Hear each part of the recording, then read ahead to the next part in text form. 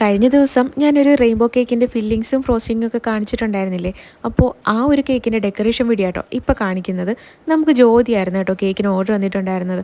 ജ്യോതി 1-2 മോഡലും കൂടി ഇട്ട് വന്നിട്ടുണ്ടായിരുന്നു. എല്ലാം ഈ യൂണിക്കോൺ ബേസ് ചെയ്തിട്ടുള്ള മോഡലായിരുന്നു. അപ്പോൾ ആ ഒരു റെഫറൻസ് എല്ലാം വെച്ചിട്ട് എൻ്റെ കൊണ്ടുള്ള ഐറ്റംസും കാര്യങ്ങളും വെച്ചിട്ടായിരുന്നു കേട്ടോ കേക്ക് ഞാൻ ഡെക്കറേറ്റ് ചെയ്തെടുത്തിട്ടുണ്ടായിരുന്നത്. യൂണിക്കോൺ തീം എന്താണെന്ന് അറിയാൻ വയ്യാത്ത ആരെങ്കിലും ഉണ്ടെങ്കിൽ കമൻറ്റ് ചെയ്യാൻ മറക്കണ്ട കേട്ടോ. അപ്പോൾ അറിയാവുന്നവർ അറിയാത്തവർക്കും കൂടെ ഒന്ന് ജസ്റ്റ് പറഞ്ഞു കൊടുത്തോളൂ. എനിക്കും ഇതിനെപ്പറ്റി വലിയ ഐഡിയ ഒന്നും ഇല്ലായിരുന്നു.